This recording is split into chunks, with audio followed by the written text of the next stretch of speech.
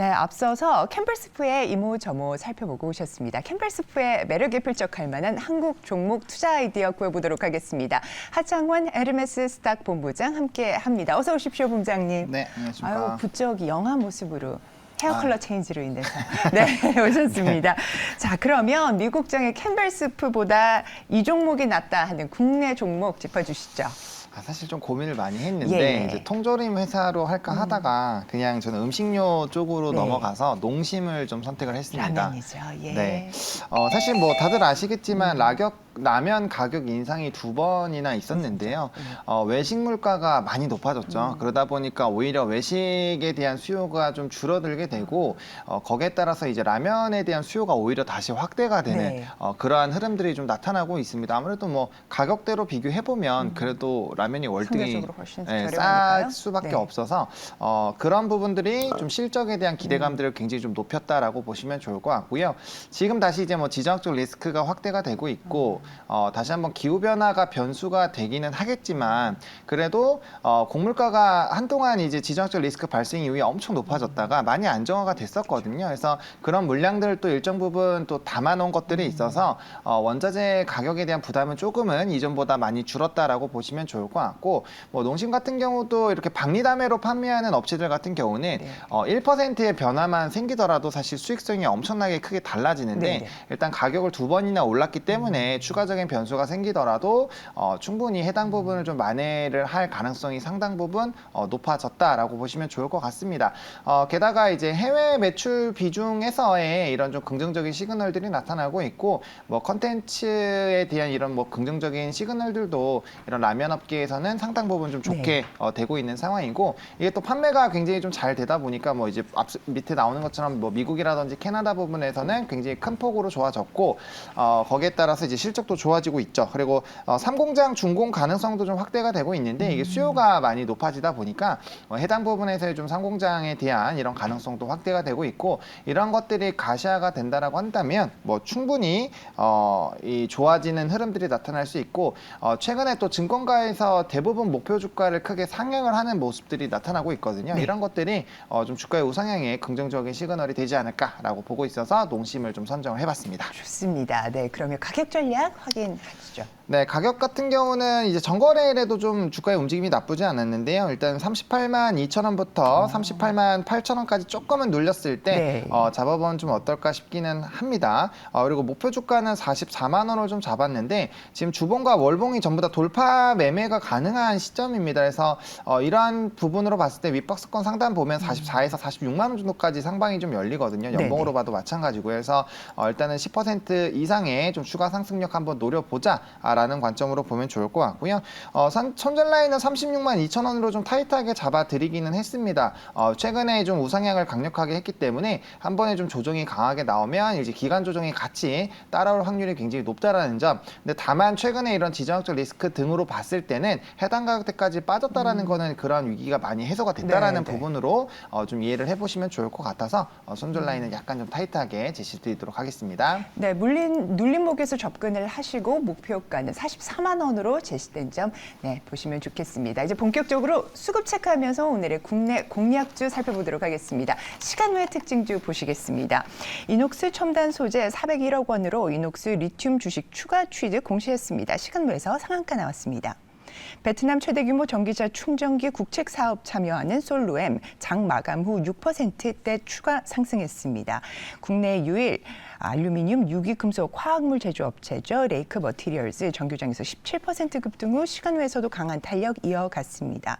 2차 전지 망간 공급사인 태경산업도 장중 13% 급등세 보였고요. 시간 외에서까지 강세 나왔습니다. 공무체 수요 예측에서 목표 수요 5배 달하는 주문 몰리며 흥행에 성공한 한솔테크닉스 시간 외에서 3% 올랐네요. 시간 외 특징주 토픽 짚어주시죠. 네, 태경산업을 좀 선택을 했습니다. 전거래일에 대거 이제 비철금속 관련된 종목군들이나 이제 히토류 관련된 종목군들이 좀 좋은 모습이 나타났는데요. 특히나 이제 비철금속 쪽에서는 지금 구리가 재고량이 상당 부분 없다라고 해서 지금 이제 태경산업까지 같이 좀 움직임이 나타나고 있고요. 뭐 이제 태경산업 같은 경우 뭐 다들 아시다시피 비철 금속에 대한 사업 매출 비중이 20%가 넘고 사실 여러 부분으로 나눠져 있기 때문에 매출 비중으로 치면 상당 부분 좀 높은 비중을 차지하고 있는 상황입니다. 그래서 비철 금속에 대한 이슈가 터지게 됐을 때 해당 부분에서 좀 긍정적인 시그널이 나올 수 있지 않을까라고 보고 있고요. 대부분의 비철 금속 종목군들이 이제 차트 보시면 아시겠지만 단기적인 급등이 나온 이후에 거의 21선 조정 나오고 첫 상승이 나왔거든요. 그래서 이러한 이슈들이 보통은 조금 중기적으로 갈 확률이 있기 때문에 단기적으로라도 충분히 좀 이런 반등에 따른 추가적인 상승력이 나왔을 때 편승이 가능하지 않을까라고 보고 있는 상황이고요.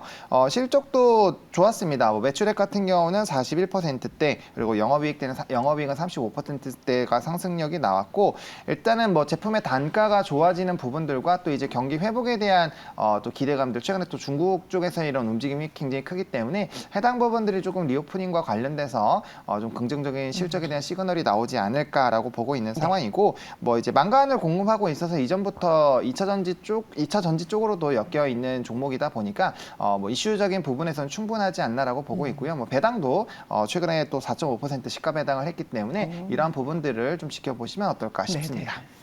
가격까지 확인해 보도록 하겠습니다. 네, 가격 같은 경우는 눌림목 매수입니다. 해서 약간의 좀 조정이 오늘 미국 증시가 조정이 나왔기 때문에 네. 8,550원까지 분할로 접근해 보시면 좋을 것 같고요. 1차적인 목표가는 1,500원 보고 있는 상황이고 단기 급등 나오면 바로 수익 실현해 주시면 좋을 것 같고 손절 라인 같은 경우는 7,700원으로 좀 제시를 드리도록 하겠습니다. 네, 분할 접근 8,550원 선 제시가 되었고요. 또 목표가는 1,500원 제시된 점 참고해 주시면 되겠습니다. 최근 외국인 기관 순매수 종목 가운데 오늘 공략해 볼 만한 종목이 있는지 확인해 보도록 하겠습니다. 우선 외국인 순매수 종목입니다. 자, 폴란드와 튀르키예 수출로 주가와 실적 레벨업 전망 나오고 있는 현대 로템 외국인 16거래일째 담았습니다. 엿새째 외국인 순매수 유입된 종목으로는 OCI와 현대차가 올라 있고요. 1분기 어닝 서프라이즈 나온 HD 현대인프라코어는 나흘 연속 또 북미 또 중동 지역 수주로 1분기 영업이익이 분기 최고치 기록한 현대일렉트릭은 사흘째 외국인 순매수 유입됐습니다. 이어서 기관 순매수 특징주 보시겠습니다. 1분기 영업이익 흑자 전환한 효성중공업 기관이 7거래일째 담았습니다. 중국 리오프닝으로 인한 수요 확대 기대감이 있는 아이패밀리 SC는 엿새째 기관이 순매수했습니다. 닷새째 기관 수입 유입된 종목으로는 국내 최대 건설 사업관리 전문 업체인 한미글로벌, CNC 인터내셔널이 눈에 띄고요. 치과용 의료기기 LCD 테스트 장비 제조 판매하는 바텍 이틀 동안 기관 순매수했습니다. 네, 우선 순매수 특징주 가운데 토픽 짚어주시죠. 네, 일단은 외국인에서는 HD 현대인프라코어를 좀 선정을 했는데요. 네. 최근 한 달간 보시면 외국인 기관 순매수 그리고 사모펀드 연기금, 뭐 보험 쪽에서의 좀 강력한 매수세가 들어오고 있는 상황이고요. 네. 또 최근에 이제 이 전고점을 좀 돌파를 해주면서 강력한 좀 상승력이 나오고 있는 상황입니다. 뭐 다들 잘 아시다시피 이런 건설기계 쪽에 대한 기대감은 상당히 좀 좋아지고 있고요. 뭐 전반적으로 중국 비중이 줄어들면서 뭐 네. 북미라든지 기타 지역이 굉장히 좋아지고 있는 것들이 앞으로도 수주 실적이 굉장히 좀 좋아지지 않을까라고 보고 있는 상황입니다. 그래서 실적 베이스, 업황 베이스 굉장히 좀 좋은 상황이고요. 네. 뭐 최근에 인프라 투자들이 굉장히 확대가 되고 있기 때문에 해당 부분들에서의 좀 긍정적인 시그널들이 나온다라고 했을 때 뭐 추가적인 실적에 대한 기대감들 좀 기대를 해보시면 어떨까 싶습니다.